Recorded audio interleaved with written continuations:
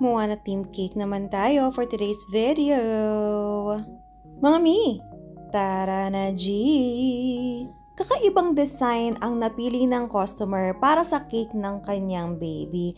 Actually, itong customer na ito ay ka-schoolmate ko dati noong high school at kahit napakalayo ng bahay nila sa amin, nakakataba talaga ng puso at ako pa talaga ang pinili niyang mapag-orderan. Amazing! Ang gusto ni customer ay color pink, ang color ng cake, and then lagyan lang daw ng flowers and butterflies. Walang sinend na exact design sa akin si customer, kaya freehand itong design na ito. Pero yung character na Moana na ilalagay natin dito ay galing sa kanya. Kung napansin niyo, since ombre ang design ng cake na ito, in-scrape natin ang gitnang part ng cake natin, pataas and pababa, para mapag-mix natin yung dalawang color, kasi ayaw natin na merong sharp line sa gitna. Ganyan na technique na ginagawa ko para smooth ang pagka-ombre niya. At ginamit natin yung silicone brush na yon para sa texture ng cake natin.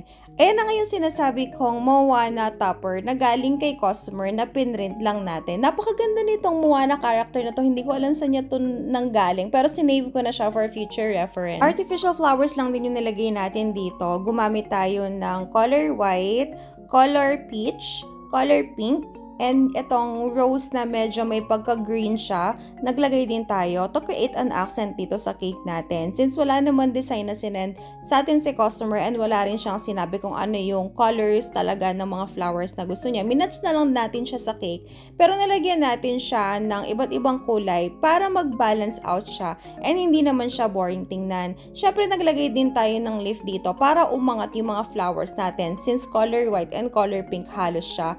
And para hindi siya masyadong boring tingnan. Yung mga artificial flowers natin, winawash natin yan using dishwashing liquid 1 day before ng event natin kasi make sure natin na walang mga alikabok, walang mga dumi-dumi yung mga bulaklak natin bago natin ilagay sa cake para safe siya kainin. And yung mga request ni customer na butterflies, dinagdag natin. Pero naglagay din ako ng gold na butterfly pang dagdag shimmer sa cake natin. Syempre hindi mawawala yung mga drudges, no? Kasi dagdag din yan ng detail sa design natin and pang syala na rin. Gumawa rin tayo ng name topper na tinusok natin dito sa cake. Yan manual natin dinesign and kinat yan para mas maganda siyang tingnan. At ito na ang final result! Wow! O diba, ang syala ng cake natin, napakasarap tingnan sa mga mata. Huwag ninyong kakalimutan na i-share ang ating mga videos, mga mima ko, dahil nalalapit na ang next pa-loot bags natin. Baka ikaw ang susunod na makakuha. And that's it for today. See you on our next video. Bye!